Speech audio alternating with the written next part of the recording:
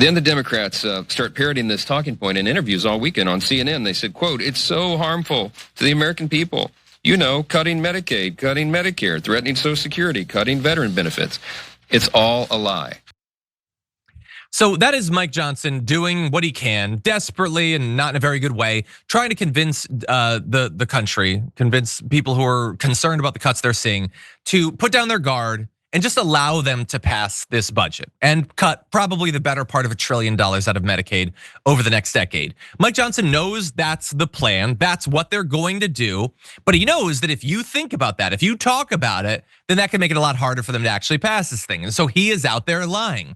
But unfortunately, other Republicans, they're more jazzed than him to do this, and they love talking about the way that they're going to utterly shred these programs. And Austin Scott is a Republican representative, a great example of this. Take a look at what he said on Fox Business. When the Dems expanded Medicaid under the Affordable Care Act, they made that percentage match 90-10. So the federal government is paying 90% of the Medicaid expansion. And so what we have talked about is moving that 90% level of the expansion back towards the more traditional levels of 50 to approximately 80% instead of the 90-10, 90% being federal, 10% being state match. And nobody would be kicked off of Medicaid as long as the governors decided that they wanted to continue to fund the program. So first of all, as was pointed out by producer Mike, yeah, that guy looks weirdly like Ted Cruz, which if you're gonna have to look like a random US politician, feel bad for that guy. But what is he describing there? Now he's throwing a lot of numbers around. It's designed to confuse you. What he's saying is the federal government compensates for a certain percentage of the expenditures of the expansion of Medicaid in the states, and we want to cut that. That's what he's saying. He could throw out different numbers. He could say 80%, he could say 50, he could say 30, but in the end, what it is going to be is we're not going to pay for this expansion.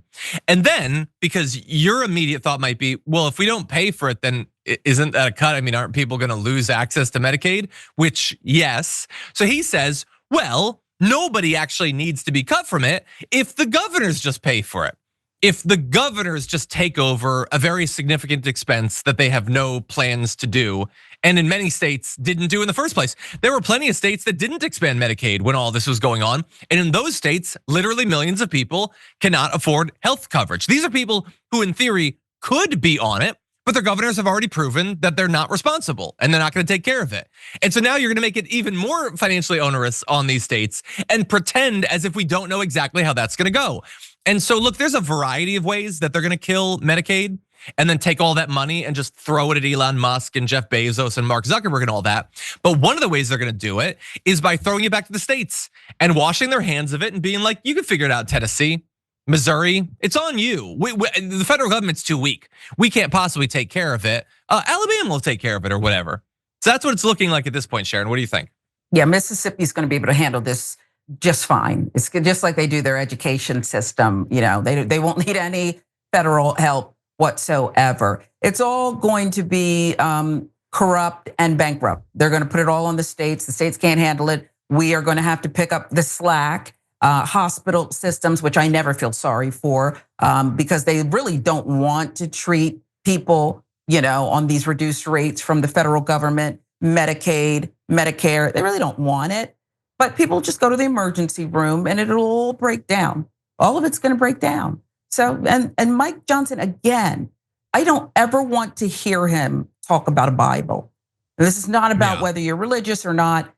You people are so gross. If I did go to church on Sundays and that guy sat next to me, I would, and maybe I shouldn't be proud of this, I would lead a revolt to shun him. You're not following one, I can't quote the Bible, okay? I can't. But I assure you, if I cracked it open, page 2 or 3, I could quote 2 or 3 things that he is an utter failure at, okay? I would say, hey, he shouldn't be coming here anymore until he cleans up his act. I know that's really against what people in organized religion say. You're supposed to accept people, wrap your arms around him. I would wrap my arms around him. He's actively being gross, and he's showing up here and having tea and crumpets and things. We used to have it in the basement as a kid. I had to go to Sunday school.